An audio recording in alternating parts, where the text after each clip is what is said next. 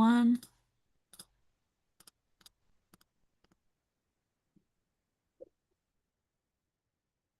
Good evening. I'd like to call the meeting of the Templeton Advisory Committee to order. The Templeton Advisory Committee regular business is being broadcast live on TCTV Channel 8 and the TCTV YouTube channel. Responses will be made to comments in the TCTV YouTube channel as time permits. The agenda and meeting materials for this business meeting were posted to mytowngovernment.org/01468 no later than 48 hours prior to the scheduled meeting, in accordance with Commonwealth of Massachusetts open meeting laws.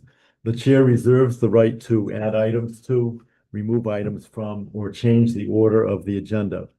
However, the agenda is posted in advance to give the committee and public time to review the agenda items and to ensure the meeting runs within the allotted time frame. This time, I would call on everybody to stand so we can recite the Pledge of Allegiance. I pledge allegiance to the flag of the United States of America and to the republic for which it stands, one nation, under God, indivisible, with liberty and justice for all.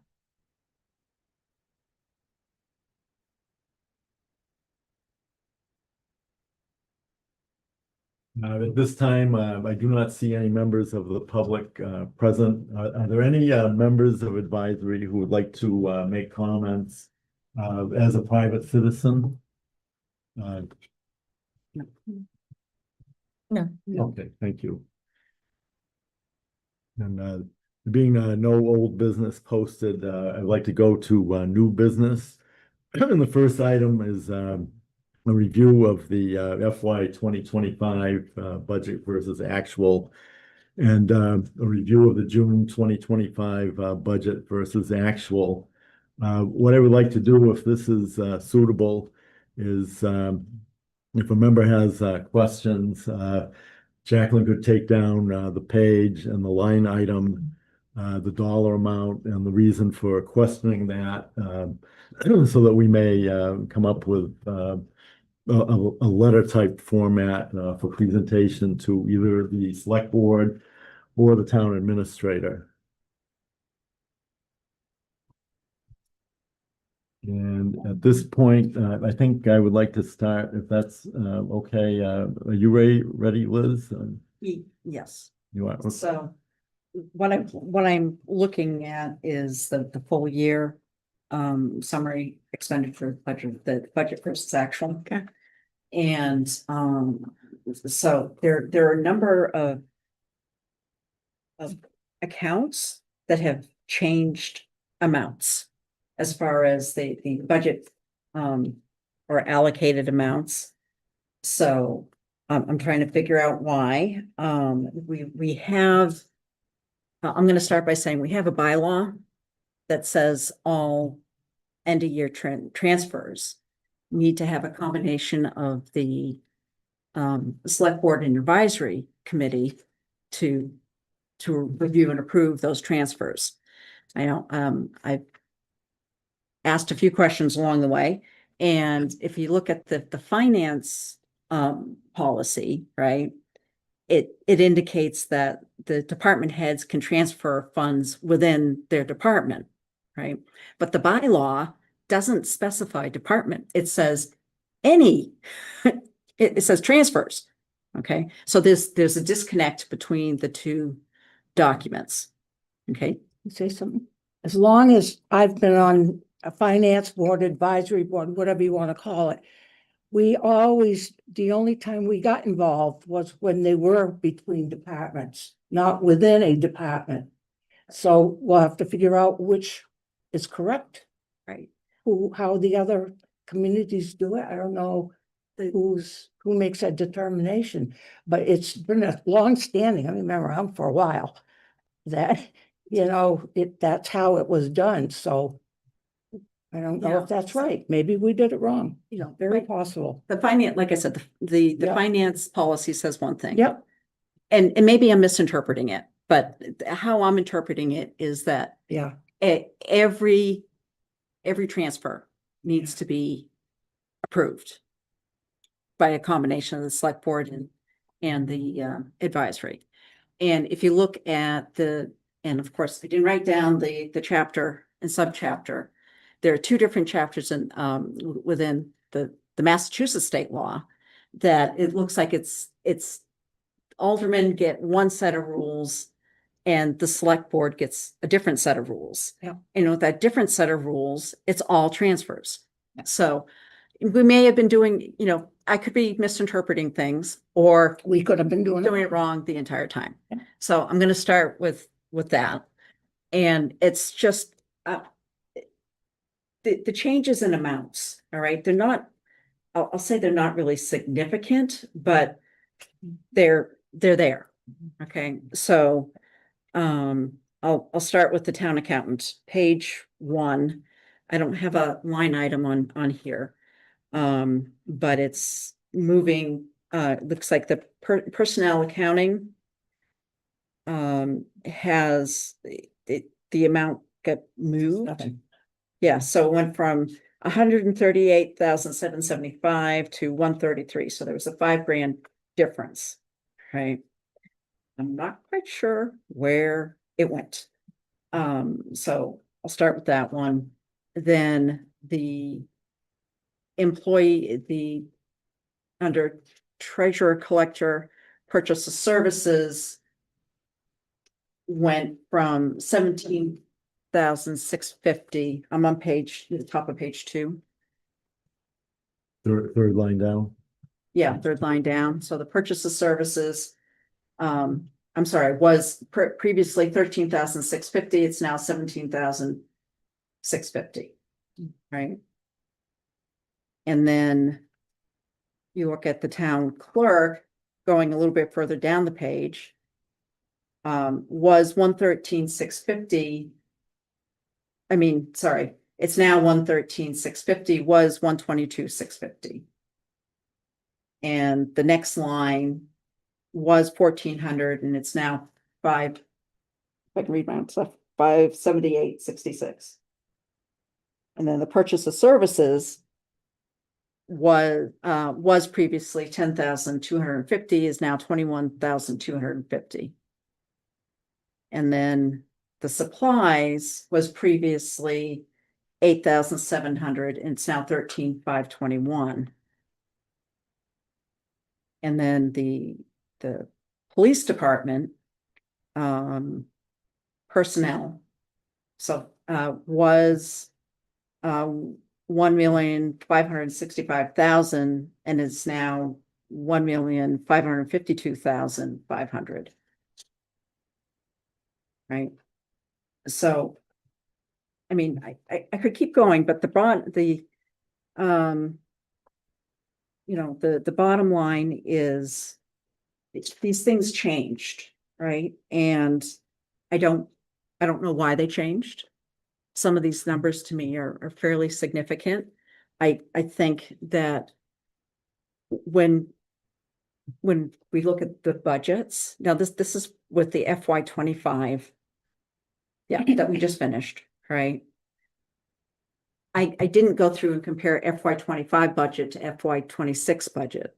And what I really want to understand was something happening that was unusual this year to cause that? Or is it, oh, well, it's all sort of my money within the department and We better spend it so we don't get it next year. well, yeah, that's kind of why I want a justification for why the money was moved around. So what I'm asking for advisory to do is ask that question. Yep. Have the department heads, and I don't want to waste everybody's time here going through the rest, but just any transfers that were done at the end of the year.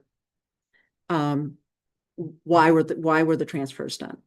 And with the changes in accountants, we may not know the answer to that, but the department heads should be able to answer that. That's what I'm thinking. Yes. I have a comment. So is there a policy within the department as to how it should be done? Because if not, then you can't really say anything. Because that's how it's always been done. So I think the first step in this is looking at the actual policy. Well, there's a discrepancy in the policy. That's part of the, Yeah, I heard that, but Yeah, I until think we we really figure out need which, to- which way is the right way. right, And if they've been doing it all these years, it's hard to. well, I'm not saying that they purposely did something wrong. What I'm saying No. is that they moved money. I would like to understand why they moved money. And I haven't done the analysis to see if this is something every year and they just use the same amounts and then they just move stuff around at the end of the year or not. Probably what they do. yeah, probably. It sounds to me like what you might be suggesting is that the custom, because it appears to be custom, Yeah. We're gonna speak up. perhaps should be Yeah. codified in some way. Right. And yes, and my personal preference is that the general theme throughout all of everything I've been looking at is that by appearance, and I'm just saying this is by appearance, the town hasn't been keeping a really, really tight control and oversight on the spending and the budgets. I agree. Just that's the appearance. Okay. It appears as though there's more being spent and moved around towards the end of the year. Yeah. I've noticed that too in looking at the numbers. And I do have the same concerns as you, but I think that it starts with the policy. You know, so that's fine. You know, right. And if it's one of the things that I read out of the finance guideline was the fact that municipalities can become more strict with their finances than what the state has. So even though Chapter 30B will say this, we can say, you know, it just recently changed. It was 10,000 was the minimum. Before you really had to do a whole bunch, anything under 10,000, it was best business practices. And if the town wanted to say, no, we really want some lower number, let's say maybe $5,000. I'm just making up numbers here, just for the conversation, right? That we take that lower number to get a tighter control over the finances. Or at least not even if it's a tighter control, it's at least you can justify it. You know, you're not gonna nickel and dime them to death. Well, I But- actually think in today's world with today's budget, we do need to nickel Okay. and dime them. You know, things come up that are unexpected, but typical from year to year, things should pretty much stay the same. Unless there's something that goes terribly wrong. I agree with you, where we have department heads coming to the select board meetings, you know, during their quarterly reporting and expressing, you know, their concerns for overrides and things of that sort. I think you are right. I think we do need to put a cap on what they're allowed to spend. I think $1,000 and this, you know, money's tight. And I think that we do need to watch every penny that we're spending. And I would like to see an approval process for anything that's excess of that dollar amount. And I think that that's straight across the board, but I am seeing it more towards the year end. Right. So you can't wait till the end. That's the thing. Right, no, we can't. We need to No. do it now. No, but see, things have been so disconnected for so many years. Now, when you were talking about the credit cards, Mhm. how do you do that? It's the same thing with supplies. We need a supply closet. We need somebody in charge of that. But, you know, that costs money. Because before you had the selectmen and who else was down there, down by the river, in that shacky place. You had departments all over the place. So one guy could have envelopes up to here, and another guy's got this many. And they wouldn't know it, so they go buy their own purchase of supplies. That can mean a lot of things depending on the department. So it would make sense to do, that's one of the things we can do in the future. I don't know that how far in the future, depending on how things go here, we are rebuilding our administration. Credit cards. I was thinking if someone wanted to buy something with a credit card, they should be able to give the what do you call it? This is what I would like, and have it approved. Because you're saying you don't know what they spent stuff on. It's gotta be, we gotta find a way that works. I don't think we're quite, I don't think we're quite. there. But you can't Let's go back. separate them though. Yeah. Okay, we'll get. No, to they see. are interrelated. We'll get to see. What I would like to Yeah. ask, what I would like to ask is, what you're saying is that the state law, it sets kind of a floor, is that right? Yeah, And- it's, And you're looking to set a standard other than the floor. I'm looking to make it lower. So, Maybe floor is not the Yeah, right, I- you're so- looking to exceed the state law, I know, I'm looking which the to, town has the right to do. Right. I'm looking for the town to be more stringent than what the state law currently allows. We're allowed to do that. And it's what I'm trying to do is balance the different things out, right? Because the different ways, just different ways of tackling the situation we have, right? One way is that we go to town meeting and say, we're going to do a line item budget. And that the town meeting approves every single line. I mean, you can do it in mass, but you're basically saying line item, which then basically ties everyone's hands, which I think is a little too far in that direction. You look like you want to say something, April. I don't think it's too far.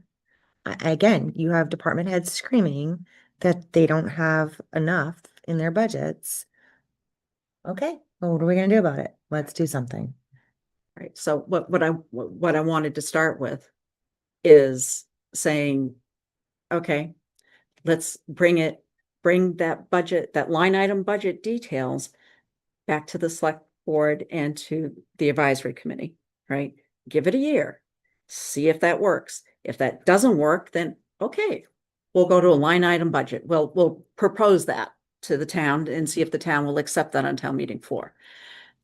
This, pardon my interruption, this is really a question for Bev, didn't we at one time in the past have a line item Yes, budget? we did. And did it work or did it not work? Yeah, it made the town meeting long, but it worked.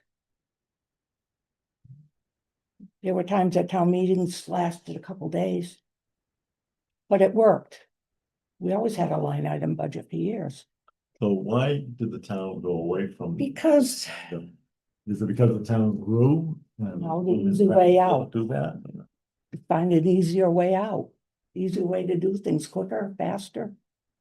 I don't know. I haven't, there was a while that I wasn't active in town when I had met Bart and I spent some time in Leominster, so I really don't, there's a little sections that I missed, that I wasn't really involved, so there's been some, our history isn't looking good financially. How's it, is So- that because of that? So what you're saying is that one time we used a line item Yep. budget and it made the town meetings longer. And then we went away, then we went away from. But it didn't, but somebody could stop if there was a question. So, if they're gonna be long, they're gonna be long. If there's some kind of an argumentative thing. But I don't know why they changed it. So I don't remember how long ago there was a town meeting that it was a line item budget. I don't ever remember voting for the other direction, Oh, I Um, don't know. but the It's me. the I don't know. I remember, somebody basically calling off the different departments or the different, all of the count numbers for this department. And if anybody wanted to discuss it, they yell hold. Yeah. Right? Which would then bring everybody back to that particular conversation, but then everything else would be voted on. And then they'd go back and have a conversation When about that changed. particular line item. So all I'm trying to say is there are different ways of solving it. Yeah. It depends upon how far we as a town want to take it. But if they have a line item budget, they could still, Well, within their budget, if it changes. it's if line item 1 and line item 2 are voted, as individual line items, they can't move money from 1 to 2 without going back to town meeting. Well, we gotta find out first which is the correct way to do it, because I Yeah. can't even remember the first time I was on an advisory board, quite a while ago. So can we put on an agenda to discuss We'll look into the small, the policy? yeah. Yeah. Let's figure out the policy first, and then we can get to the rest. You know? You, if we put it on the agenda, do you want to report back to us? Yeah, I'll And- provide the documentation and then we can have a conversation. Yeah, that's fine. Yeah. Do you want me to, to work with you as, propose draft language? Sure, that works. I can help with you. I can help with that. You can only have 2, so, Oh, Yeah. or, I don't care. I'm happy either way. I just, Why don't I have conversations with you? Okay.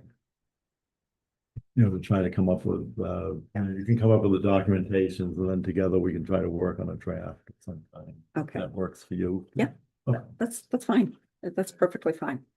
So, so basically that was my biggest takeaway from the BVA. Okay.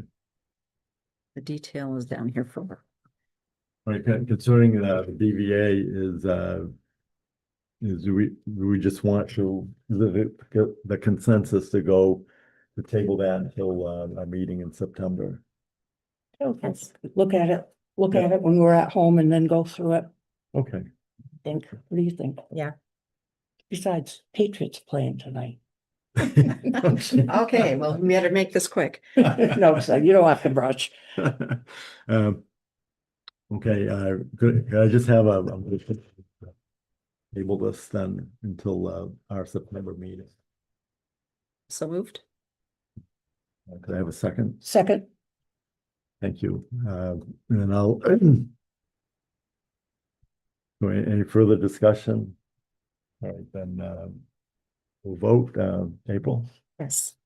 yes, Yes. yes. I also vote yes.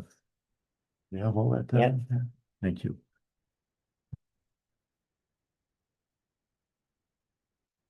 Hey, thank you, Liz. That was a lot of work. That's okay. The next item is also an item that originated from Liz. Discussion and possible recommendation of creation of a preferred vendor list. Would you like to start things off? Yeah, so during committee comments, I had distributed a copy of basically in value order of from the entire year, all of the vendors that we used over the entire year. And if there's Oh, Yeah. Last meeting. last meeting. Oh, last When I said meeting. I nobody, left we it can't home talk then. about it. Okay. Well, this- that's all right. We're good. Right. Okay, so I know what you're talking. there's what I did a records request looking for all of the procurement information. I picked a few high dollar vendors looking for, because based on the procurement file, there's certain things that are supposed to be in the procurement file if it's over $10,000, right? It's supposed to be, basically a statement of, a description of what you're looking for. It's supposed to have in it, a comparison, because that's just good business practice. You don't have to go out to bid. Yeah. But you should have some of this stuff in here. And all I got back was contracts that should have already been online that weren't there previously. And I went through the contracts and I looked at everything, and there are things that I expected to see there that weren't there. So, I think what we need to do is also tighten up a procurement policy as far as what does the town feel is reasonable, again, tighter than what the state would require us to do, right? And it's basically to try to have a tighter oversight and control of the spending. Okay, so what I want to start with, and what I'm asking to start with, is an approved vendor list. Basically saying for whatever some of the bigger things that were, some of the vehicle maintenance work, that there's specific companies that we're going to be working with. Let's see, or some of the other ones, the upfitting we did through through Massachusetts combine, just vehicle maintenance, I don't know what all of this stuff actually is, and the fact that it's, it seems to be power equipment, it seems to be some sort of just lots of different vendors, but it's high dollar numbers, right? You've got Orchard Hill Farm equipment, you've got Fairbanks Power equipment, Milton Cat, Model 1 commercial vehicles. I don't know what all of these things actually are, but we should have a vendor list that covers those, that covers a smaller list of uniforms, all right? Because there's at least 4 different uniform companies in here. Why do we have 4 different ones? Why aren't we looking at where we can get the best value, the best prices from, and do a comparison and go, okay, this is the vendor, or this is the 2. Maybe there's something specific that we have to get from one vendor or another, right? And not only that, but then we can show the fact we as a town have done our due diligence on making every penny count. So that's basically the reason for it is, that's basically it, and that people just don't go out and decide that they're going to contract with a company without getting proper approval. I do have 3 or 4 questions Yeah. for you, try to shape the discussion. Is this a draft? Yes, it was an early draft. It was just a starting point. Yeah. Okay, so I think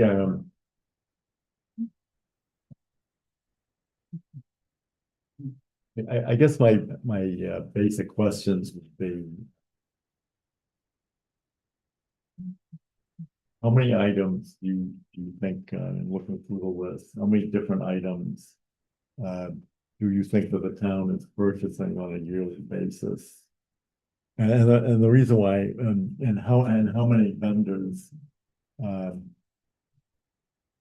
I guess the reason why I ask this is, say the number is 500 vendors. That may be too high, maybe too low, but I'm just throwing that out as an example. And if you were to create say a preferred vendor list of either 2 or 3 preferred vendors, then you've gone from 500 to 1,500. No, I'm actually saying going in the opposite direction. I'm saying take the the 4 or 5 uniform vendors we're dealing with go down to 1.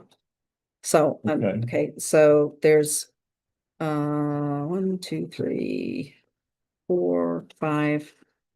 So roughly 350, 400 vendors total. This includes employees that have been paid and stuff. That's what the entire vendor list is, okay? So what I'm suggesting is for those things that have a lot of, I'll say, churn, I'm talking about office supplies, I'm talking about uniforms, parts, those kinds of things that the comm has some vendors that we could be using. Staples is one of them. I'm not suggesting we use Staples. I'm just saying that's one of them that's out there. Okay. And that we centrally locate the supply closet here that is centrally controlled here. So that way the department heads aren't, when they need something, they come here, they fill out a form or send an email that says, I need X things, right? Because when you look across the budgets, everyone has office supplies, right? How much room is actually in that office supplies that we could put together That's right. to do something with? All right. And again, I'm just using it as an example. There's a lot of purchases in here for, at least it feels like to me, all right? Purchases, there's a whole bunch of American Express, there's a whole bunch of Amazon, there's, other credit card things that we'll get into later, but I don't know what those things are, right? And if they are office supplies, I would think we'd be able to get things cheaper if everything was centrally located and we had one or two vendors that we dealt with all the time. Do that. Hmm? May not be able to do that because some things like taser and body cameras, You can't, we can't do that for that, but you can do it for some things. And we just have to figure out I mean, which ones we can do. right. It would help, maybe. And part of the For her. purchasing policy is you do have sole sources for some things, like your example. But I think we need to have a better idea of what it is for spending. Yeah. And the other thing is when we come up to budget season, we apply this knowledge of what are we actually spending stuff on to be able to make better financial decisions, and that I think there's room for improvement. We've always done things a certain way and it's time for a fresh look to see what we're doing. So I would like to propose, and it'll take time to create an approved vendor list. But that I think it's an effort worthwhile because then we can definitely say, hey, we've done our due diligence. I'm saying this as a town, we've done our due diligence Yep. and made the best use of the funds we have. May I ask who would you suggest create the preferred vendor list? Should it be the department head or town administrator, or combination of select board, town administrator, department head,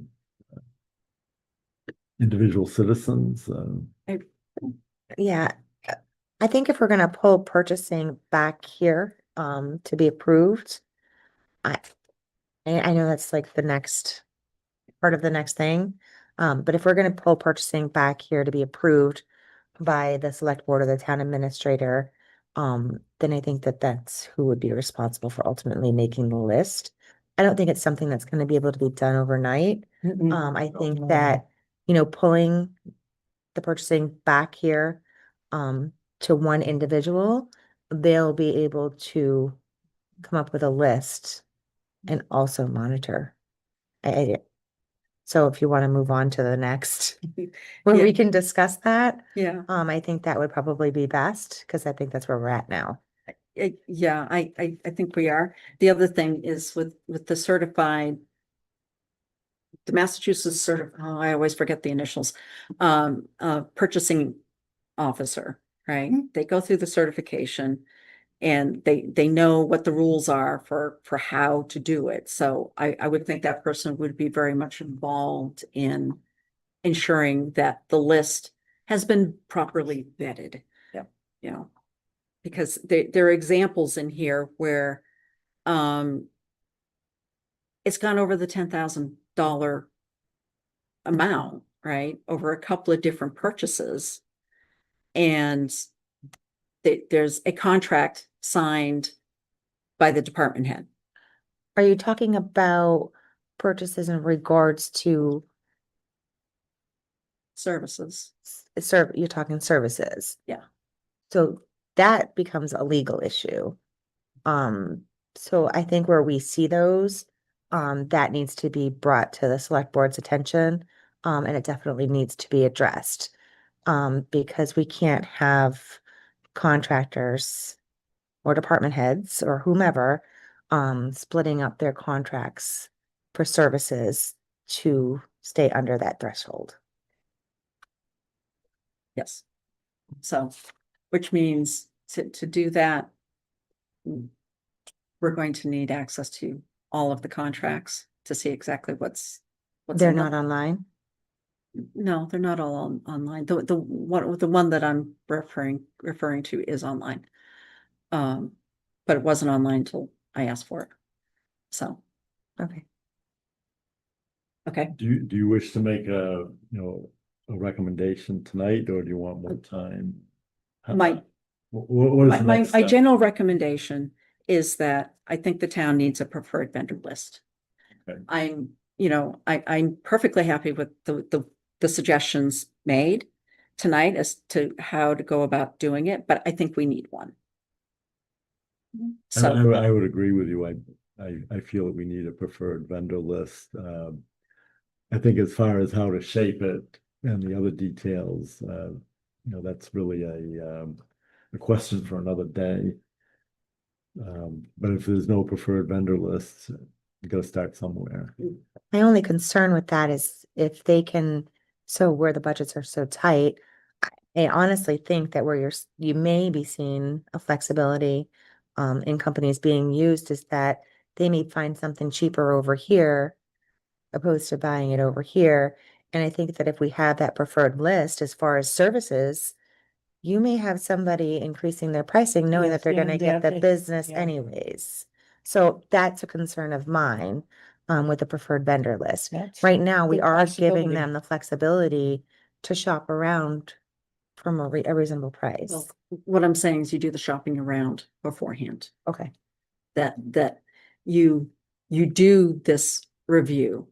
It may be for some things that may be lower dollar purchasing, right? You compare 2 catalogs or 3 catalogs. And but you have to know upfront what items are you purchasing on a regular basis, right? To be able to make your decision that says, okay, not every catalog is going to have everything lower than another catalog, right? You're going to have a mix and match. That's why, you may want 1 or 2 vendors, right? But you've already done that whatever, so that way you're not doing it in the moment. Because that's why I was suggesting the purchasing officer, because they could do those reviews. And if we know we're going to spend, and I'm just making up a number, $5,000, right, in this type of service, right? Do the due diligence now, figure out what it is. I'm not saying going out to bid for all of these. I'm not, there's a threshold where you have to go out to bid, but I'm saying for those things that are under the threshold, that we do some comparison shopping. And we look at all of our contracts that are more than 2 years old, and say, are these contracts still meeting our needs? Does it make sense for us to either go out to bid on those? Does it make sense to cancel those? Does it make sense to reevaluate? I don't know, Do you think the reason why we have like 4 different uniform supply places is because like certain pieces, like April was saying, are cheaper through one vendor, but then they're like triple the cost for a different piece, so they use this vendor for other parts. Well, also what may be happening is you may have an employee who has a clothing allowance, say it's $700, and they may, purchase it and then ask the town for reimbursement. Or they may use the town credit card to, the vendor of their choice, and I believe it's what? I don't know how they're doing it, you know? It could be some of what you said, right? It could also be some of, I don't like this one, right? Yeah. And I'm gonna go buy over here regardless of the price. Could also be happening. So I'm just saying there needs to be more oversight on those things, because we've got to be watching every single penny. And I think people should be able to get the clothing allowance that they, that they're entitled to. They should get the uniforms they're entitled to. I'm not saying that. I'm just saying, let's make smart decisions. Well, I'm also of the mindset of like, I'm gonna spend $40 on something that's gonna last me 5 years. Why am I gonna spend $20 on something that's gonna last me 1.5? I'll just spend the 40 and then I'll get my more life out of it, like for things for our household or Yeah. parts to my husband's work stuff or whatever. So I don't know, there's a lot of factors involved in, I mean, I guess it would come down to every department head. Yeah, you probably would have to work with them too. Yeah, talking and Because telling, because every department has different needs. You got the Board of Health, and Laurie must have to send things to be tested and all that, But That's- again, I think that's where Yeah. we pull it back Yep, and we have somebody who's doing the purchasing. They Yeah. can be asking those questions at Yeah. the same time. yep, absolutely. Do you want to Can't leave propose them a out. recommendation? The recommendation is that we create a vendor list. It's gonna take time. So I move that we recommend an approved vendor list. With, So this would be a recommendation that the select board consider the creation of a preferred vendor list, words to that effect. yeah, something a little bit more to, April? You look like- No, I'm just thinking the best way to go about Yeah. that. I don't think that it's something that the select board can necessarily do. I think whoever we put in charge of purchasing is gonna be the individual to do that. Yeah, no, it may not happen for a while. Right, and I think that's gonna take a little time. Yeah. But in the meantime, I definitely think that we need to review policy. So, We can go as far as we can, okay, so I guess I will revamp my proposal. Sorry. Go ahead. Actually, April, I'll let you try. No, you got it. I got it. Yeah, I'll take another stab at it. Sorry. I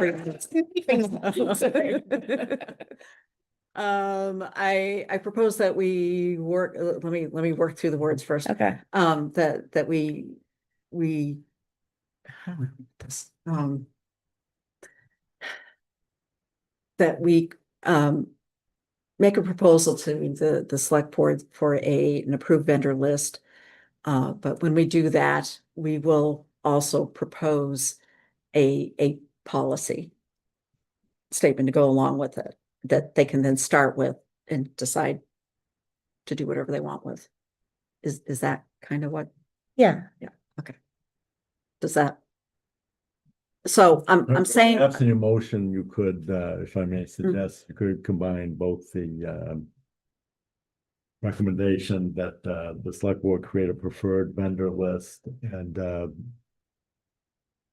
work with the appropriate boards, department heads to create policies, related to the preferred vendor list. So it's kind of broad, but the select board would have the discretion to narrow that down. yeah, I was trying to keep the board from having to do any heavy lifting. Well, the board,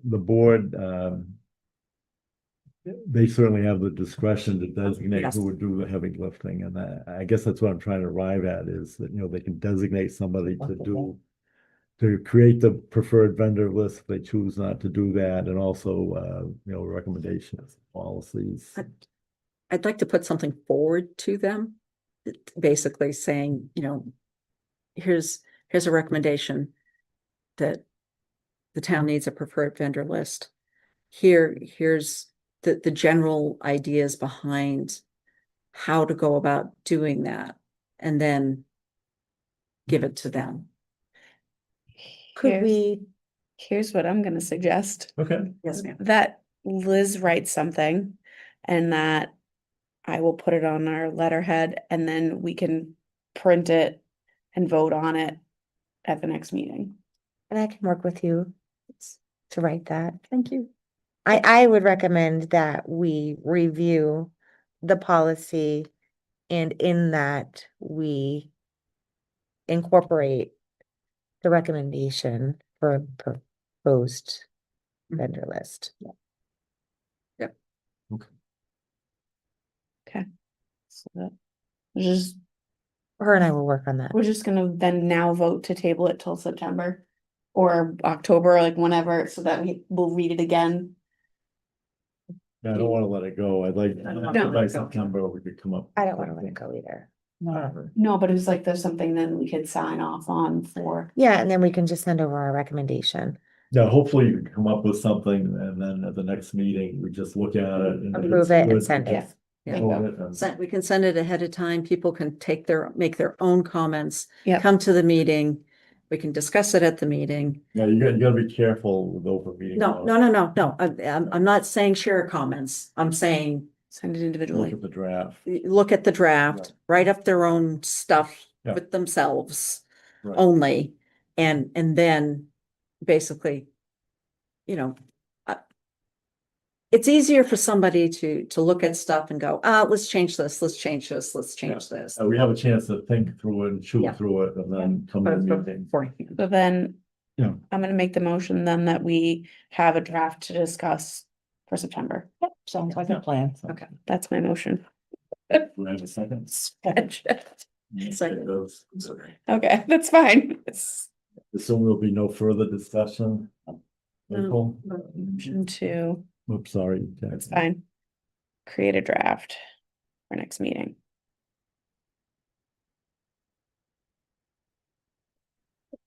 Okay.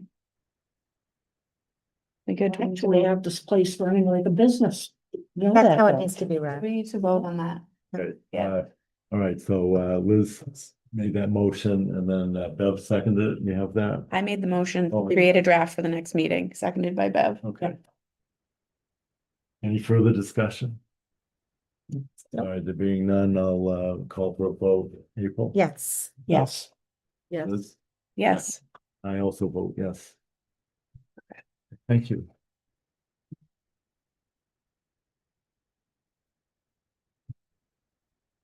The next item is item 5C.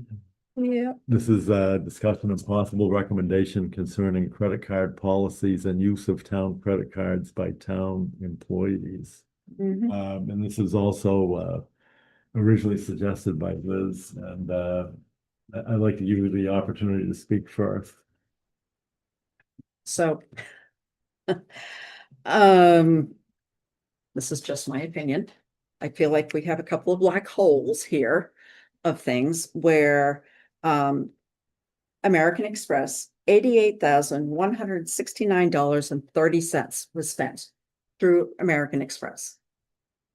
That is the 1, 2, 3, 4, 5, 6, it's the first pink line. 11, 12, 13, 14, 15th item down Yeah. on the list of most spent things. So American Express, then we have Amazon Capital Services for 35,000. Further down, we've got another credit card someplace else that's a little bit less. Exxon Huh? Enterprise. Yes. Is that a credit card? No, Exion isn't a credit card. It's a vendor, It's a vendor. police equipment vendor. Yeah. There's there's another one on here, but basically what I want to suggest is, Capital One. Capital One, thank you. That's the other one. Suggest that, there are times, usually in an emergency, when a credit card may be useful for a department head. And what I'd like to suggest is that that the town have a policy that states that there will only be X number of credit cards, authorized within the town. Hold on, is this the Santander Bank credit card that's 97,000? Yeah, I'm not sure if that's a credit, I'm not sure if that's a credit card or not. My might be. understanding is that there is only one credit card, and it's an American Express card, and that the department heads do not have an individual credit card. That's all, that's all that there is. That's my understanding. So that if a department head wishes to purchase something on credit, you would either go and obtain the credit card from the town administrator and use it, or they would use their own credit card and then be reimbursed by the town. Which sounds to me like a pretty tight policy. I suspect that other towns, if we were to make an inquiry of the comparable sized towns, some may have just a single credit card like Templeton, and others may have, each department head have a credit card of their own. I think the use of credit cards, with the exception of an emergency, a true emergency, should be stopped, because you don't know what's in this mix. I agree. The best way to expense something is to order from a vendor and then have the vendor bill the town. Yes, And then that way you have a paper trail and, exactly, right. exactly. And it goes back to, And the credit card be the exception rather than the rule. and But I would offer this, if American Express is the only credit card, and if the expense is $88,000 in a yearly $11 million budget, that's under 1%. It's high. I'm not disputing that it's high, but it is. It would be different if the amount, the credit card would amount was say 5% of the town budget. $350,000. So the problem I have is that you don't know what's in here. Mhm. You don't know what was bought. You don't know what vendors were used. it's kind of goulash. It's a black hole. All right, and But what you're saying is that there's $88,000 there, and other than, well, I guess this raises another issue is, all right, there's $88,000 in expenses, and you're saying that there's not enough documentation. I was promised documentation today for this meeting.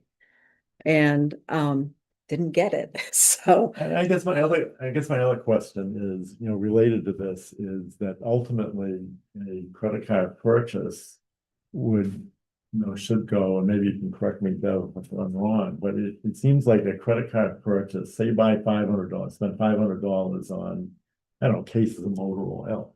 And it seems to me like there should be a credit card slip, and that the credit card slip with a description of what was purchased should go into the warrant that the select board signs off on.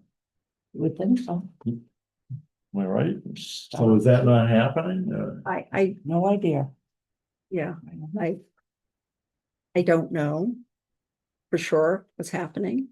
All I know is I put these in numerical order by value, right? And the American Express is up there quite a bit. And, Amazon Capital is only like 7 or 8 lower at $35,000, right? Some of that Amazon Capital is sitting in a services line item. So what's that? Well, exactly. Yeah. That's gonna be my next question is, why is this stuff sitting under services? Now, I mean, is Amazon Capital Services more than stuff off of Amazon? Is it a credit card? Is, you know, No what? idea what it As is. far as I know, the town is not using an Amazon credit card, they use Amex. That's my understanding. But there's also the other credit card, which is, So if they order from Amazon, it may show up as. What is Amazon Capital? So Amazon there's a- Capital Services, but I would agree with you that that's kind of a pain. What's this Santander Bank? That's even higher. Like, Yeah. what is that? I don't know what that is. And there is a Capital One credit card. And there's a Capital One and there's a First Citizens Bank and Trust Company. So there isn't just one.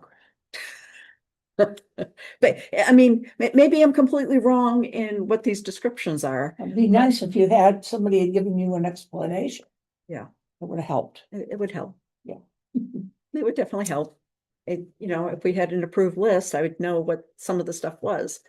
Yeah, they are intertwined, They are intertwined, so it's like, so that's the It question. seems to me that the first question that we should be asking is, how many credit cards are there? I'm assuming there's one and it's in the custody of the town administrator, but how many, credit cards are there? Who is using them? And what accounts for these amounts?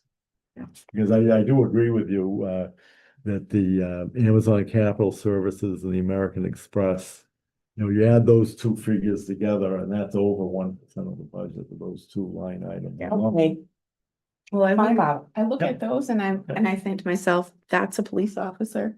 That's a fireman. Like. Me too.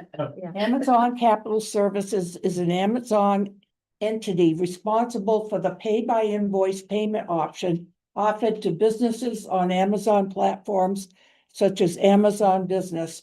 When a business uses this credit-based payment method, Amazon Credit Capital handles the financial transactions. It provides credit terms. Sounds like a PayPal type account. And then there's a whole bunch of details. But see, I looked that up. I'm an old lady. I did good. But I know. Like, I yeah, know it's also vague. It's ordering through Amazon because quite often they're the very cheapest Yes. vendor, so. Not necessarily. No, but I'm assuming that they do look around and that they are probably using them because they are a good vendor for price, a good vendor for delivery. Yeah. But you've got WB Mason and Staples that are a Massachusetts combine. So my It would make more sense to go through them rather than Amazon. But we don't even have an idea of what they're What it buying. is, what they're buying. It's like you're going around blind. So, It is, it is. it is. That's a And, lot in credit card debt. No kidding. you Well, know, what do you propose? I propose that that the use of credit cards is I think we need a policy that says the use of credit cards is limited to emergency purchases only. And that all of these things that they purchased within the credit cards, that the over $100,000 worth of stuff is actually done through the proper channels of, purchasing. Yeah, So my idea was if I have a department and I need something, that I would go to the purchasing person and say, this is the order for what I need. Yeah. Then there's a paper trail yeah. or an electronic trail, that there's something But then, there. that means there's a person that we have to have do all this, but even if it isn't tomorrow or next week, we'd still gain in the long term, Mhm. because God only knows how much money we've. You know, gone through. I don't know I don't know. if things have been done incorrectly or not. To No, be quite clear, I don't know. It's just this black hole. but you have no way to know because you have no information. You weren't given any. Yeah, I think what really does bother me, your point is that there appears to be no paper trail, for a lot of money. And, that's, I mean, You know, I do that once in a while. I buy something and I'll charge it, not very often. And then it takes so long to get the bill and then I go like, what the heck did I Right. do? You know? Yeah, I think what's concerning is the fact that you requested the breakdown for us to have at this meeting tonight and that it was not provided. Yeah. Um, yeah, absolutely. so- Because, you know, we have good intent. We're not going after anyone, but you can't do anything if you have no information. Right. You can only guess and there may be justification for 99 and 9/10% of this. and I'm But hoping how there do you is. know? Yeah, I'm how do hoping, you know? so it's, that's basically it, is I honestly think that the use of, But that's an option to have a person that would. And we really need to run the place like a business. It can't be like little groups over here and here and here doing their own thing anymore. Let me propose, this is a motion. Or, a proposed recommendation is that, so we recommend that the select board, review the number and use of, credit cards by the town. Specifically, the use of the American Express card, which most recently was the $88,384.30. And also Amazon Capital Services in the amount of $35,178.42. and then can we do that, and. credit the other- one, For Capital One, capital one? $3,759.40. And there was one more. It's a lot of writing, Jacqueline. So You just- that's a start, you know? Well, I think that one can recommend that the select board review the credit card policies of the town and specifically those three entities. So I can't. You know, we could do more, but I What can't. are we doing with this Santander one? We gonna like figure out what that is? I I mean, mean, if we that's a can- bank. Do they offer a credit card? Yeah, I don't know if they do or not. I don't know if that's, So it's 97,000.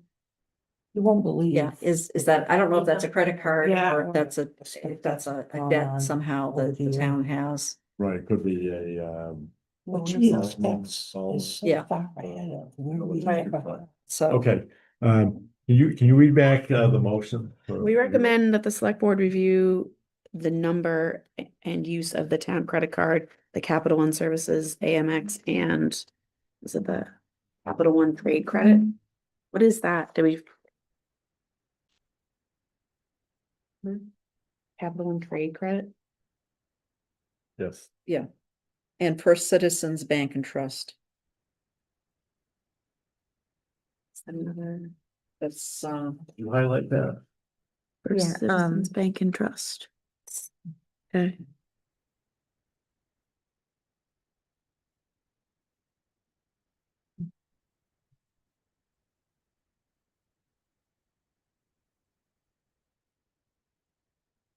We're just looking essentially for someone to do an audit of this. Hmm? We're looking for an audit of these things. Yes, Yeah. we are. And we were gonna do it ourselves, but we weren't provided with the documentation. So are we recommending that the select board, Now read it back one. we recommend that the select board review the number and use of town credit card, Capital One Services, AMX, Capital One Trade Credit, First Citizens Trade and Trust. And review the policies. I'd like to go in with something a little stronger. Okay. Basically saying, They'll get the drift, they'll get the drift. Yeah, They'll, Can we just say we recommend that the select board do an audit of these things? yeah. Yeah. We recommend that the select board conduct an audit. look at it. And I'd still include, the number of credit cards, who has access to them. Recommend the select board conduct an audit. They would never see this of the unless you town had credit brought it up. cards. You know? specifically. Oh, and I think that's what our job is. Our job is to work for the people of the town, not for anybody else, really. Well, and see, I don't want to keep putting stuff onto the select board. Oh, and neither do They- I. They, Well, our recommendations, however, are primarily to the select well, board. they are, but we can do a lot of the due diligence for them beforehand. I think by combing through the figures and raising that, you have done your due diligence. Right. You have, I you've put in a lot of hours on that and you did your due diligence of the FOIA request, but When we're performing our role as a recommending body, this is the recommendation. I think it's a good recommendation, and I think the select board will act on it, or I would hope that they would act on it. Sure. all right, so we recommend that the select board conduct an audit of the town credit cards, specifically the Amazon services, AMX, Capital One Trade Credit, First Citizens Trade and Trust. And who's using them. Yeah, and who's using them?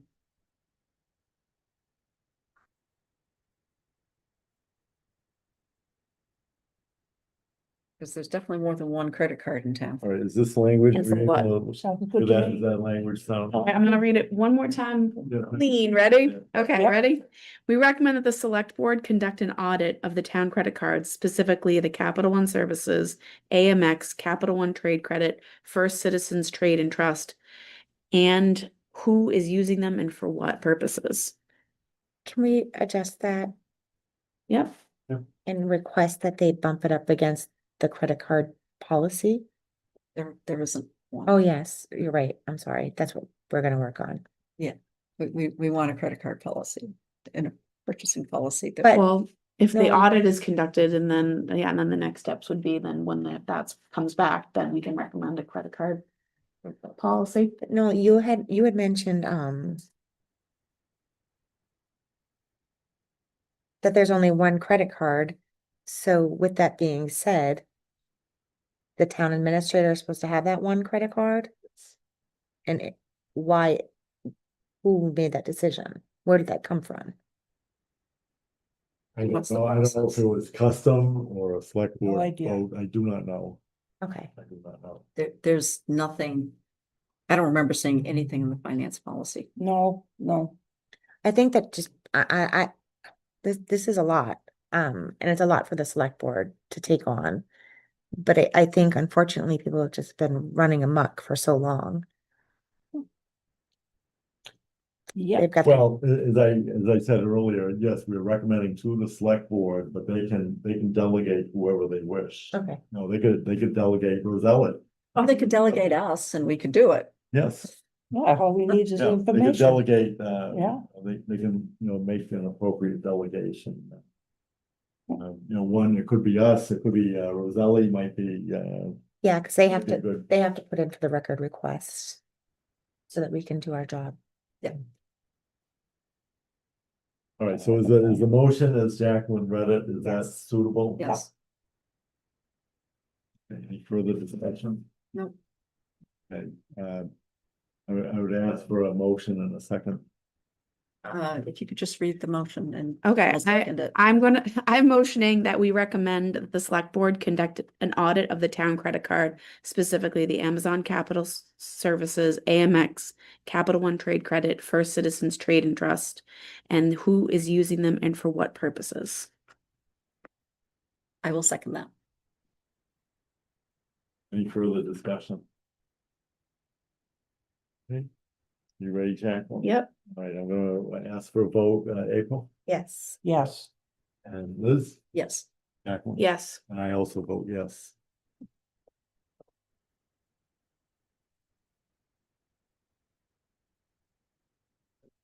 Thank you. I think that was a very good discussion.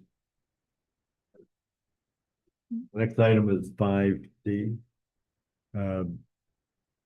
Initial review of purchases and expenses by the town since the beginning of fiscal year 2024 to the present. As you know, Liz circulated a rather massive document, and I would like to give you the floor once again to start the discussion. So the 222-page document I got from the town accountant, Aponte and Ponte at this point. And looking through it, I got it both in a PDF format and an Excel format. And what I provided was, we've kind of already talked about some of it. It was that I gave at the last meeting and, in my comments, right, to discuss tonight. And in looking through it, right, there's some really heavy hitters on some things that just kind of makes me go, huh, okay, in the variety of things. And I just, I went through and I just grabbed a few of these things. I went and did a records request for the purchasing files, basically, because these things are definitely above $10,000. And I wanted to see that due diligence that I have not yet seen. I'm not saying it wasn't done. I'm just saying I haven't seen documentation showing that it was done. There are contracts that are out there. There's an IT contract that is 3 years and 8 months from when it was originally signed. Now, those things need to be reviewed on a regular basis. What does regular mean? Well, that's up for discussion. 3 years and 8 months is too long for an IT contract. What was the IT contract for? It was services for what's the name of them? I can't think of them. So look real quick. I'm going through too many trees at home. Hold it up.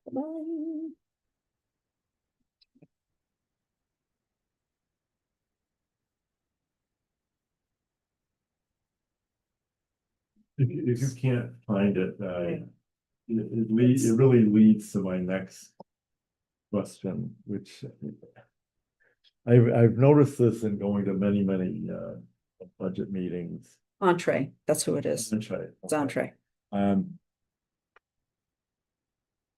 Is our purchase or the use of IT by the town, it seems to be fragmented. And it seems to be in some places very much out of date. And it just seems very uneven.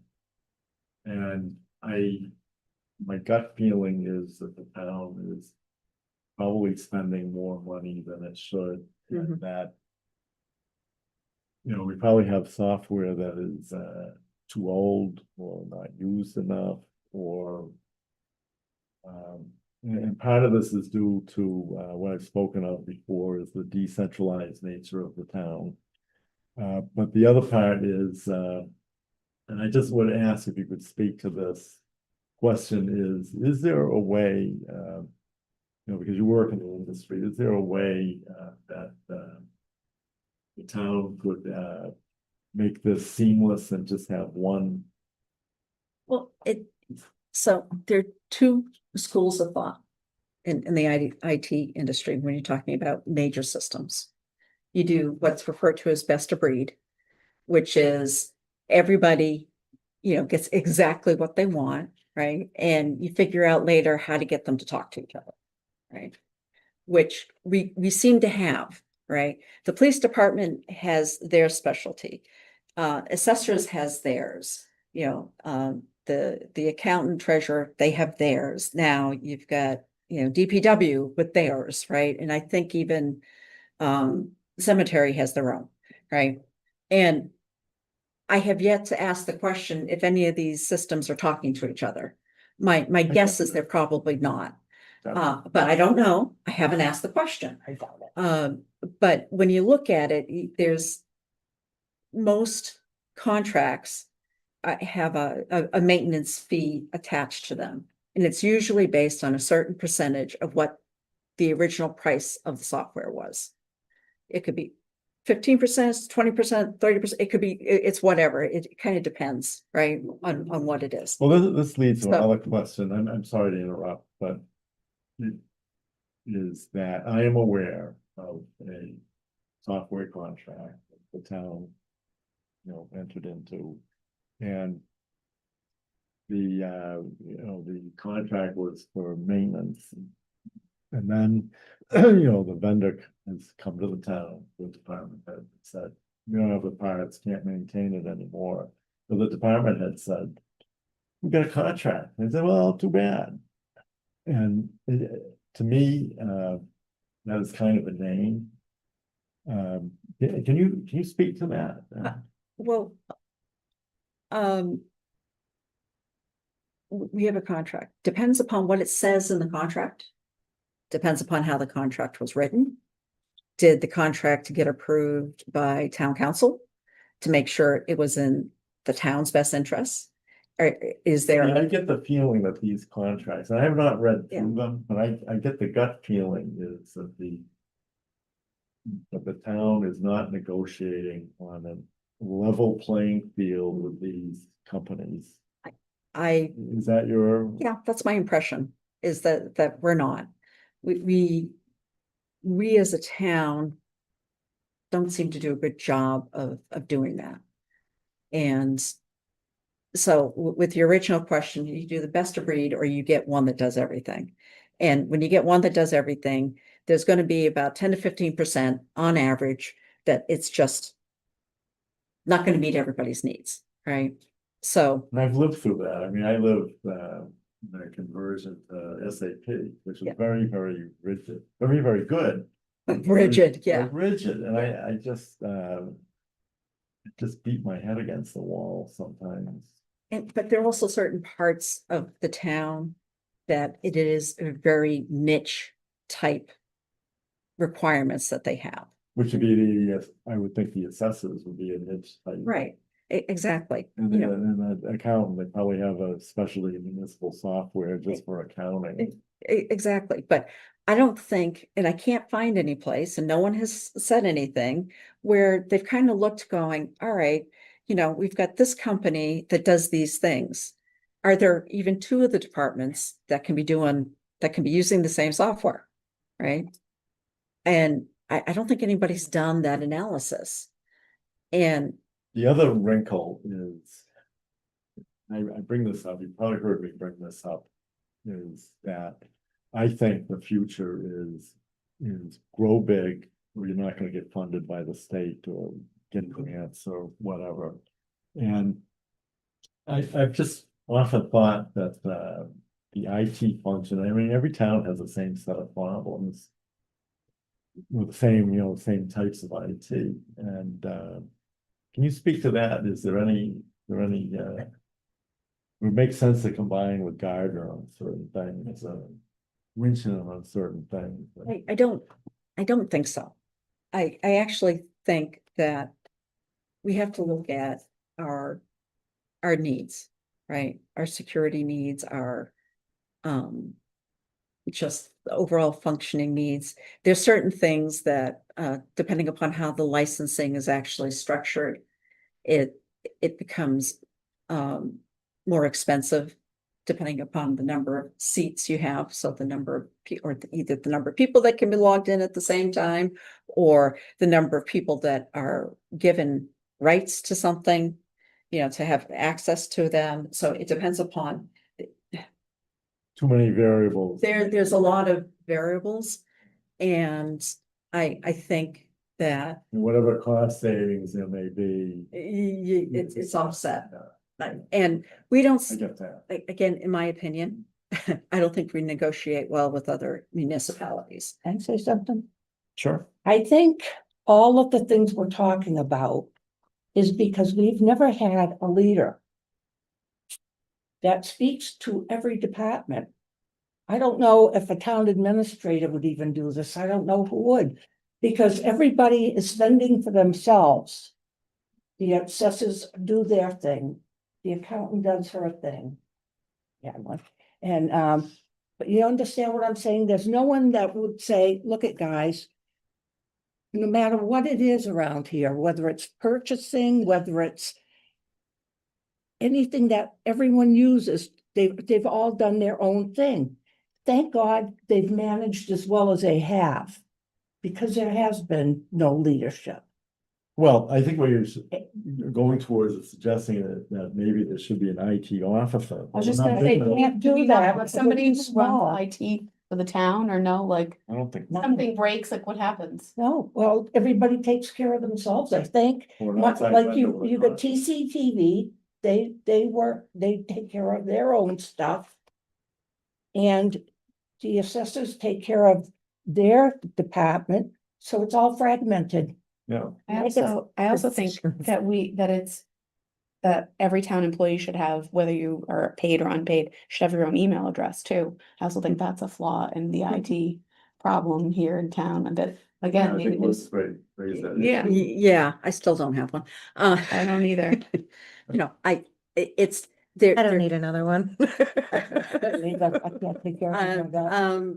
You know, I want to separate town business from personal What I'm business. saying is that's part of the reason that you don't have an IT that touches everybody, because that's always been this way. So there's nobody that says, you should do it different. I feel like if you had somebody who ran the IT for the town, they can say, this contract's 3.5 Yeah. years old. This- Oh, but I've heard from another town IT person that they use this and this is better, and then they can look Yeah, into that's that. what I'm saying, is that nobody that would say, hey, maybe we could do this together, it's like dispatch service, instead of having just us But in then- Phillips, then we could have maybe gone into Gardner and saved money there.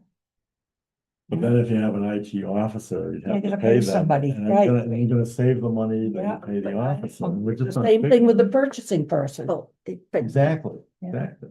Yeah. you can do Look contract, what happens when you grow and you can do contracting. yeah, Okay. Bring somebody in for a short period of time that's a thought. that does an evaluation. And sets it up. And sets everything up and says, this is the policies, these are the procedures. And then you have a person, I mean, right now, my understanding is the town's IT person go-to is Holly. And so, so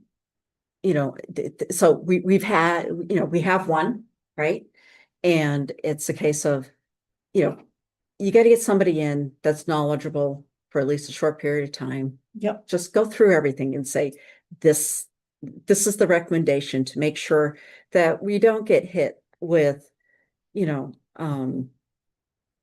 Ransomware. thank you, that's the word I was looking for, ransomware. And we don't get hit with some of these other things, and they set up the training, and, they can do the security work, and they can do some of these things, and they can make the recommendations. I mean, there are companies that specialize in this, and they come in, they do it. You get somebody who becomes the person, That makes sense. That makes great sense. the person. Yeah, They train them, they work with them, maybe, and I'm just throwing it out there because the TCTV's technology background, they sit within that department, maybe. I don't know. Someplace with somebody that has some knowledge that keeps the day-to-day stuff running, and then ever so often somebody comes in and takes a look at everything. that makes perfect sense. Contract on one hand makes sense. But then. You got questions of how long is the term of the contract, or what if that company goes belly up or gets merged? Oh, there's always those No, questions, but you, Well, I throw this out as a devil's advocate, but. I think it would be in our best interest to hire an IT person. And I also think it would be in our best interest to hire a purchasing person. Yeah. At the end of the day, I think the two of them are going to save us a lot of money. I mean, look what we pay to have the town, an audit done for the town, and then whatever happens of the audit. Nothing. They do their spiel and then they leave, and then nothing happens, and we spend that money every year on that. Like, this could actually be progress to some nobody things. looks at it, nobody changes anything. We've done things the same way. We get the same result. Can you imagine that? Weird. Yeah, well, that's gonna change too, and it's gonna change, I think. I'm more hopeful now than ever. So, Okay, All right, rolling right along. what you, Wish to, yeah, there's Oh, okay. Yeah. There wasn't anything. no a recommendation? proposal other than, you know, Okay, and I'm gonna continue going through this That would make Um, sense. because things just kind of stood out to me. right. Can we move on from item 5D? Yeah. Okay, yeah, thank you, Liz. Great. All right, the next item is was suggested by April. 5E, discussion, review, and possible recommendations concerning overtime paid by the police and fire departments to see if funds are available to create additional full-time police and fire positions. So the reason why I brought this up is because I watched the last select board meeting, where they were giving their quarterly reports, and the police department had suggested a Prop 2.5 to hire an additional officer. And the fire chief had talked about the ambulance and how sometimes there's only one person on the ambulance. That's concerning. So I wanted to bring this to everybody's attention, that those two things were discussed. And in reviewing some of the financials, the dollar amounts being paid out in overtime for both the police department and the fire department, far exceed the median, range to hire both.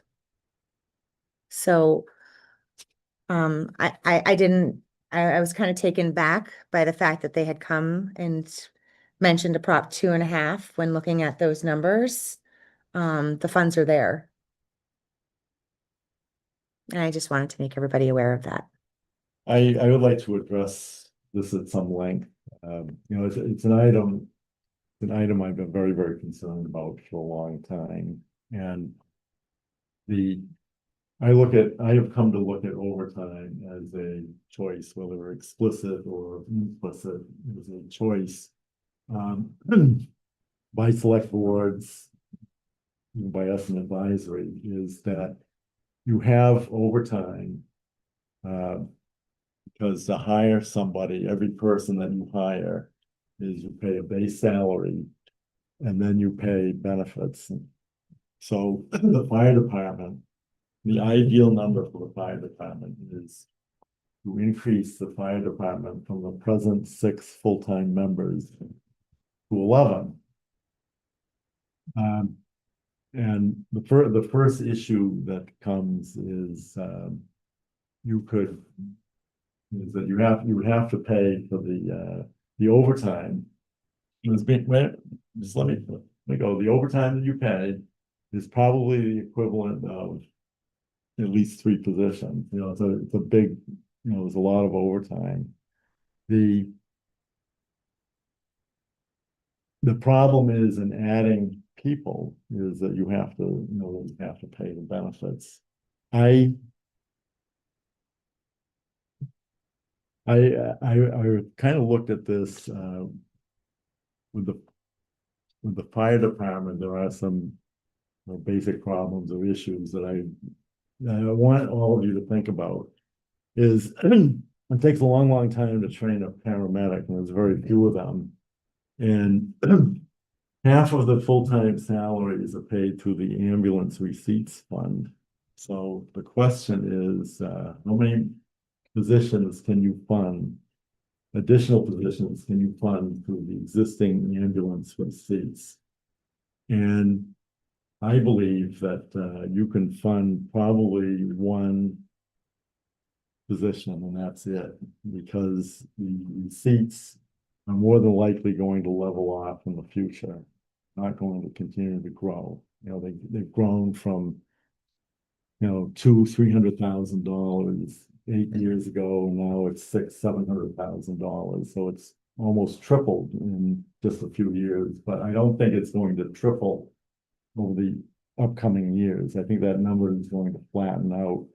So if you fund more than one additional position through the ambulance receipts, then you are in danger of, if the receipts level off and don't grow the way they have been in the last few years, then if you fund, say, 3 positions through the ambulance receipts, you run the danger of not being able to finance your capital equipment, the ambulances through the ambulance receipts.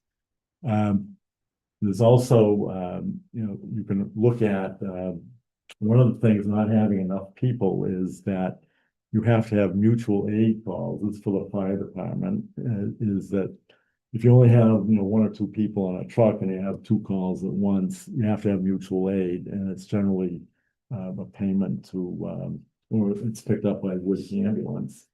They are probably picking up a mutual aid. They're probably picking up, this is back of the envelope, but it's enough for 1 full-time position, salary and benefits. By, if you were to eliminate Woods, you would pick up a position by doing that.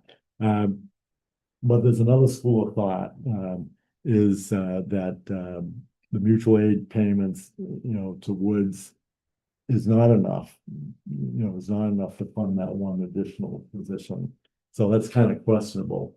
There's also the issue of state aid. Fall River had a fatal fire, and their union, their mayor, they complained about the lack of firefighters for that fire. So Governor Healy announced yesterday a payment of $1 million to the city of Fall River, and also payments to other cities to address their problem of not enough firefighters, which is a problem that Templeton has. So I made an inquiry as to whether the state could fund that, and it turns out that the governor drew upon a community services type fund, and unfortunately, the community services type fund is only available to cities and towns with a population of greater than 50,000 persons. It's not All our available, numbers. and we're about 40,000 Sure, folks that's- short. Yeah. However, our former state senator, Ann Goby, is now the secretary of a brand new executive, a relatively new executive department. It's the Department of Rural Affairs. And I think that if there is a fund for cities and towns that are greater than 50,000 in population, that there should be a similar fund for cities and towns that are less than 50,000 in population. I think it's very unfair that there are not monies like that. And if there is a funding of the community support type fund, if there is that funding on the level that there is, or some percentage of the level, it could mean, the additional, when distributed out, it could mean the additional ability of Templeton to hire, 1 or 2 additional firefighters by that route. And then finally, there is the fire department. I'm not sure what the police department does, but the fire department probably returns more money to the town general fund every year, more than. Or the emergency services, they're different between the two. Well, I'm lumping them Oh, both together, and they return year after year, they return more funds, and it goes to the general fund. I throw this out, is perhaps if the fire department was allowed to retain some of that money and roll it over to the next fiscal year, that could be used for a position. And that's not being done. I don't know if it can be done. Probably not. Uh, Not for a while. so those are, those are kind of the options that are out there. But what I originally was stating is that it was a little disheartening to see them come and request a Prop 2.5. I understand what you're saying, but we have employees, police officers, who are doubling their salaries with their overtime being paid out. That happens everywhere. Happens every, does. We have one paramedic who is working overtime consistently. $60,000. I know who it is. But But he, that's a full-time employee. but he was offered the shift. They're all offered the ship. They're all offered the shifts and he decided to take it. But The chief actually takes shifts on his own, the salaried person. So he'll take a shift on his own. And then the dollars that would have been spent on a firefighter there's no expenditure because he fully funds the salary and the full salary and benefits and the like. This is, But if he picks up a shift, then that particular firefighter doesn't have to pick up, then the dollars that would have been spent are dollars that end up going back to the general fund. But he can't use it. He has to turn it back to the general fund at the end of the year. I'd like to Yeah. play, if I may play devil's advocate here Sure. for just a second, all right? I'm just throwing this out as food Yeah. for thought. Well, I just me want- too, I have something to say as well. Do you want to go first? No, go ahead, you go. I think we are utilizing overtime way too much, I right? agree. We are killing our people. All right? Yeah. We are working them to death. Now, I do not mean any disrespect to anybody in fire or in police with what I'm about to say. I don't want somebody, who has a gun, who's gotten 4 hours sleep, showing up at my house. Because they're not going to be thinking straight. And it's not on them. It's not their fault. But Yeah, you don't want a paramedic in the 47th hour of a double shift, working, doing chest compressions on you. Or putting an No, IV into you. because- I get that. and not only that, I can't speak to the police stuff, but I know paramedics a lot of paramedics work more than one job. So they may do 60 hours in Templeton. They'll do another 10, 20 someplace else. Okay. All right. Nature of EMS. Huh? It's the nature of EMS. Well, right, but do you want somebody who, again, has gotten 4 hours sleep, looking to push various medications into your system? So that is my, I think from a safety perspective, that we need to cut the number of hours every single person in those types of jobs works. I You know, think that's good in theory, but you will lose police, you will lose fire. The base salary for a police officer is not great, and their families require that they work so many hours of overtime just to make the bills. Maintain what they've got because they've been doing it so long. Yeah, Yeah. it's an undesirable job in itself, one, and then two, to pay very poorly. We would pay to train them, which is a lot of money, pay for their equipment, some things are fitted, and then 3 towns over, they're offering $15,000 more base just to walk in to work, they're leaving. Well, And then you take Yeah. away the overtime, and then they're leaving, and then we're back at square one where don't have enough people. And that thing about the fund, that's probably one-time money. Where's the money coming from to pay them the next year and the year after? Because when we use money from, yeah. one-time money, you're not supposed to do that. It looks good, aha, but then scrounge around trying to find where you're gonna get the money to pay this guy. Right. That's another aspect of the problem. And, Jacqueline touched on the problem of, it takes a long time to train a police officer. I think it is, 40, 50 years ago, it was just, they hand a person a badge and a gun. That was practically it. And, now, the education and qualification of a police officer, it's, between the academy and the ride-along hours, it's really almost a 2-year cycle. So, there's a new police officer now, the latest hire. That person, the training cycle for that person is almost 2 years. And you don't know if that person is going to quit after 2 weeks of being alone.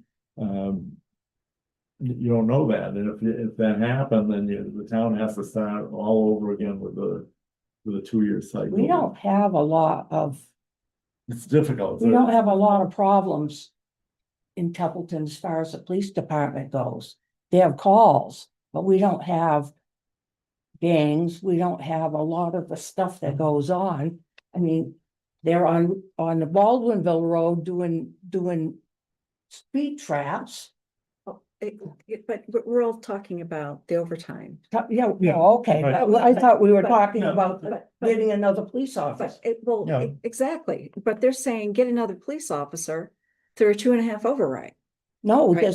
there's no way on this earth they're gonna get that. It ain't ever gonna So happen. they're asking, that's what they're asking for. So saying, oh, if we hire more people, right, and we cut the amount of overtime they get, right? That's exactly that's what they're asking for. That didn't, So, that's not what they said See, though. but you hire more people, then yes, you'll cut the overtime by a little bit. They won't though. But you'll have to pay the benefits of each new person, which is an additional $50,000 that you didn't have to pay when you pay somebody Why overtime. don't So they you were use here for the flaggers? budget, Yeah. for all of the yeah, 8 hours we sat yeah. here.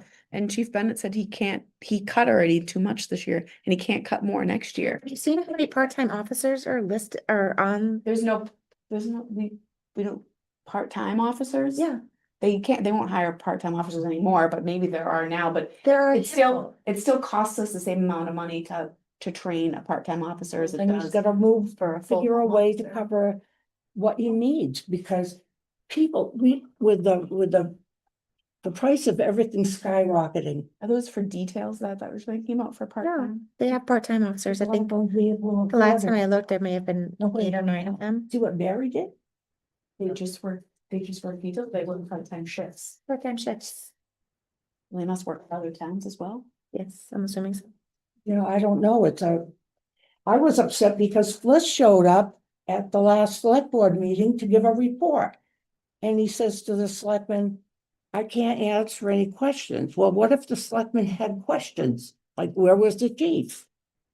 All the years that I watched town meetings, the chief would show up in his uniform and give a report. Yeah. So I don't know, I- it's strange. I get, since. I just wanted to bring it to everybody's attention. The dollar amount we paid out in overtime would cover a full-time paramedic and cover another full-time police officer. So, but you're talking about, so it's like, I'm looking at the 2025 budget book for employee support for police and dispatch. Right? It calls out quantity of 10, cost of 1,500 for clothing allowance for police. Quantity of 6, $400 clothing allowance for police part-time. So that's saying that he's planning on 10 full-time, 6 part-time. Based on these figures, this is what he presented. Right? What, I believe there will be 10 officers up from 9, within the very near future. okay, So so, I think he anticipated that. right, but if you look at, again, 2025 budget, right? The personnel summary. Let's see. It has. So it's 10, 7 patrol, 2 sergeants and a police chief. Comes out to 10, right? And I honestly, I think there's money in the budget. Yes, it'll cost us more in benefits, but I think it's better for everybody to use that money in a different way. Yeah. Hire another person using the overtime budget, cut down on the overtime budget. I'd like to see a weekly report that basically says, this is the number of overtime hours. These are the number of regular hours. These are the number of overtime hours. And, I've got a question that I would really like for the advisory to consider is, how is the overtime calculated? Because I've heard, and I'm not sure it's correct, is that overtime is calculated that if somebody works, somebody takes 20 hours worth of vacation time, works 40 hours, then they actually get 20 hours of overtime. Wow. which, No, it should be straight time. yeah, that should be. Well, it might be allowed by, these are union employees, Well, it may be allowed yeah, by. but union contract. Right, well, What a j- that should be looked at because you didn't work those hours. Overtime is for Overtime. overtime and, doing your vacation or your sick leave or your personal leave or whatever else, or, adding that in, I don't think, I mean, it's great for the employee, don't get me wrong, but if we're looking at every single penny, if it's not by contract and there isn't a legal reason to do that, Probably is by contract. I'm sure it's Yeah, by contract. You can use your vacation time as you will, and if that's to work another shift, well, then that's. just, it doesn't feel right, but okay. All right. I'd still like to know how they calculate the overtime. Because I don't know if the town employees are the same way, calculated the same way. If they're non-union, I'm sure it's calculated different. Yeah, I just don't. That just doesn't feel fair to me. And maybe with the way it is, it just doesn't feel fair to me, if that's the case. So. All right, But we ended up paying Fliss to come to the meeting. Yeah. well, I don't know why the police chief was not here. No, me neither, because that's The part of police his chief job. should have been, Yeah, in my opinion, Yeah. here to answer the questions. that's right. I mean, it's August, maybe he's on vacation. People Maybe. do take- No, he was not on vacation. vacation. Okay, Whatever. all right, is there any further discussion on item 5E? No. Okay. Next item, 5F. Discussion of Senator Peter Durant letter warning of state budget cuts to the cities and towns. Liz brought this to our attention, and I very much appreciate the fact that you did. Do you wish to discuss the letter? So, I'll start by saying, my bad, I didn't do my due diligence to check to see whether or not the town was actually affected. We weren't affected by this. The fact that it went out to everybody and kind of like, why send this if we're not affected? So I didn't do my due diligence to go look, but it still raises a concern to me that if the state feels they can do this, the state can do it on anything, and it just puts us at risk. I don't have a plan. I don't have a suggestion. I'm just going, looking at what the state is doing, looking at what the feds is doing. It's beyond our control, but we need to somehow be able to respond to it This if, has happened to the town many times Yes. where we didn't get any state, but it's like a cycle. So it's like you don't count your chickens until they hatch because they may not hatch. They have problems and we don't get money. And we end up laying people off. And with what's going on with the tariffs and all that, I don't know if the federal government's gonna have money, if the state, this year we may be okay, next year is questionable. I don't know what's gonna happen, but I would guarantee you that we are gonna get hurt and we won't be alone. And I would tighten our belt so tight that your eyeballs bulge for the next year or two, because, If I may, yeah, I think Bev's right. I think this year we're okay. The time for the governor to give, to do what are called 9C cuts has gone by. There's a budget in place. She has one shot at doing these 9C cuts. I'm not aware of any cuts that are made that affect the town of Templeton. I do agree with you, it's Bev, gonna that come. a year from now, that's really the wild card. Fortunately, it's a long ways away. And I do think that, if the state sneezes, we get a cold, we're really very, very overly dependent on the state. And I think, I would point out, I did check, the state has what's called a rainy day fund, their stabilization fund, the way we do. And their stabilization fund, stood at $8.1 billion as of June 2025, which is about 12 to 13% of the total state budget. And what that tells me is that if something happens for the next fiscal year, that they could probably spend that down by about half, But then if it or doesn't get filled, if it doesn't get filled, then you're in trouble, but they could fill it, we could spend one fiscal year, giving out that extra money from a rainy day fund, and that, I believe, is what has been done in the past Yeah. to a certain extent. oh, there were years though, I forgot, I just glanced at a bunch of stuff this morning. And it was like, holy smoly, we got hurt bad. We ended up, that's the year that the light department shut off the light bulbs on the streetlights. Well, Yeah, think of negotiate which one they turn last time there was a major cut in state aid was 2008. Yep. And it was a 15% cut. Yeah. And the town has never recovered from that. It took until 2019 for the state local aid to recover to the 2008 level. We did it by increasing it 1.5% a year for 10 years. We have a problem. It takes 4 years to get better. And the problem is, since 2008, our costs have risen 40%, 50%, but the state aid has not kept pace with that. Yeah. So, in any event, do you wish to discuss this any further? I was thinking of suggesting that perhaps, one of the things that we could do is send a letter to Senator Durant and Representative Zlotnick suggesting that we cannot tolerate any cuts whatsoever. I mean, we did send a letter to the select board saying that we need more money already. We did that once. Right.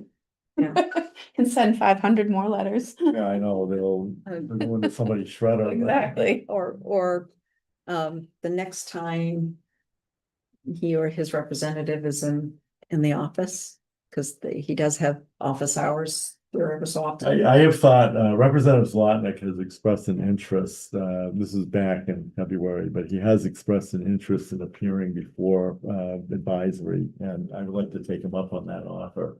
I think that'd be very useful. I'm just saying, whenever one of the It's awesome, representatives shows up here, because they have office hours, Yep. like once a month or like an hour or so. Senator Durant's aide, Mr. Hicks, still coming once a month. I don't I know. don't think he came here.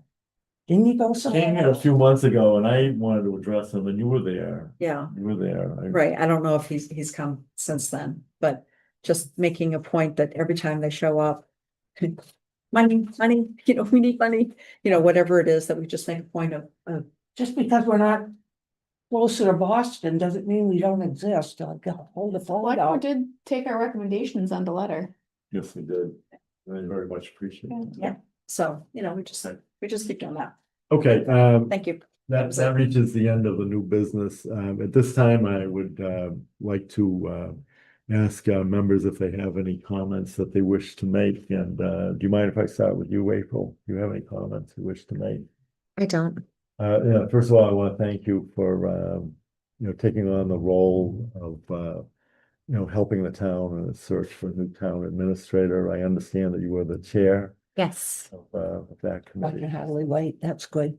Yeah, and I understand that you now have something like 18 resumes to review. I'm doing this for the benefit of the. Oh, yes.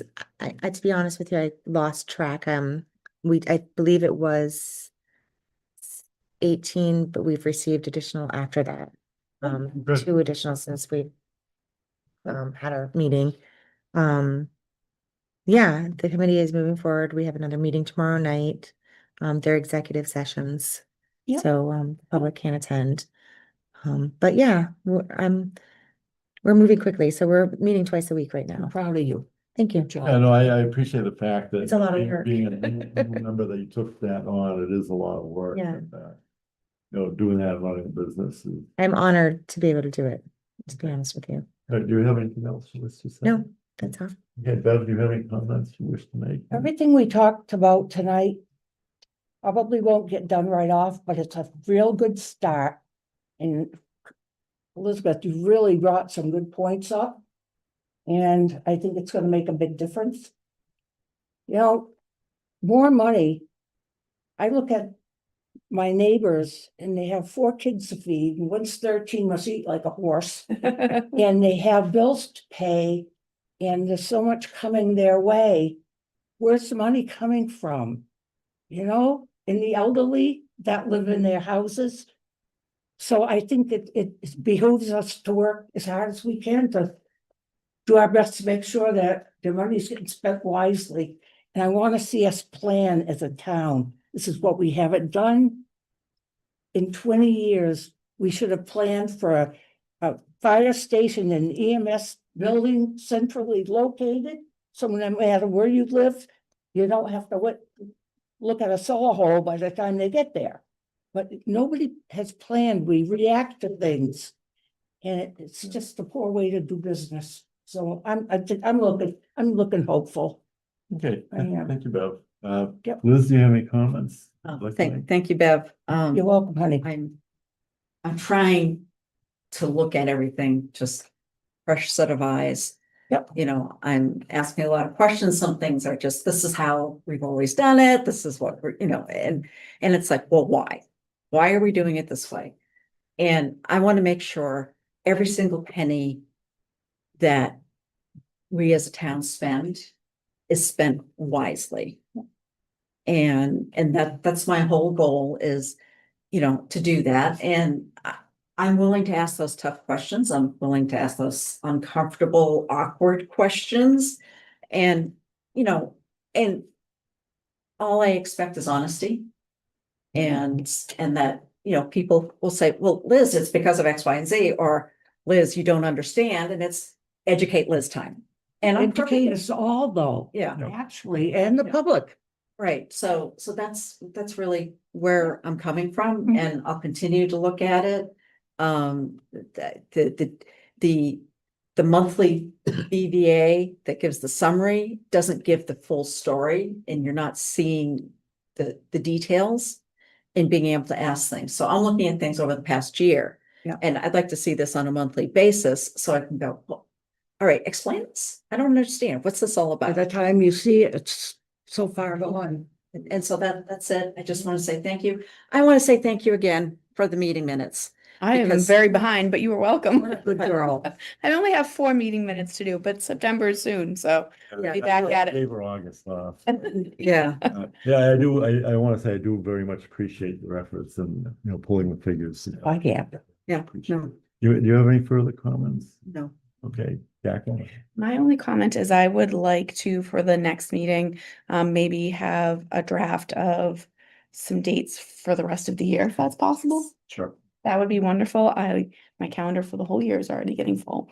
So the It seems like Thursdays have been the day that is easiest to schedule with TCTV and, the second Thursday of the month, I do have my subcommittee meeting with the school committee, finance, so any other you Thursday. also, you have capital improvements. Is that Thursdays too? I haven't scheduled it yet. It's historically it's been during During the day. the day, Yeah. late in the day, but during the day. So, How about if I publish a list of dates of the third Thursday of the month? Sure. Sounds like a I'll plan. do that, and I'll do that between now and Perfect. next May. That would be fabulous. Okay.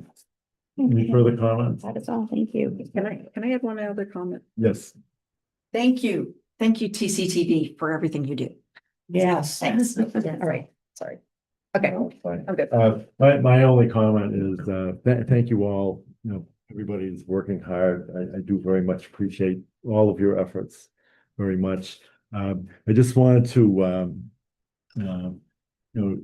tell, my fellow members and the public, one of the things that I am going to be looking at and placing on the agenda is, the gas tax, and as it relates to the Main Street Bridge in Otter River. I think that there is a disconnect between the amount of monies that come back. They mentioned that, yeah. I mentioned that. I'm going to try to have definite figures for us to consider next month. That's all I have to say. At this time, I would entertain a motion to adjourn. I'll second that. And we have anybody making the motion? Oh. Make a motion, okay. Oh, I'm sorry. That's all right, that's all right. Done that myself. It's happily out the door. I am. Do you have that? Yep. Okay, April, how do you vote? Yes. Doug? Yes. Liz? Oh, we're having too much fun with them. Yes, yes, definitely yes. Yes. And I also vote yes.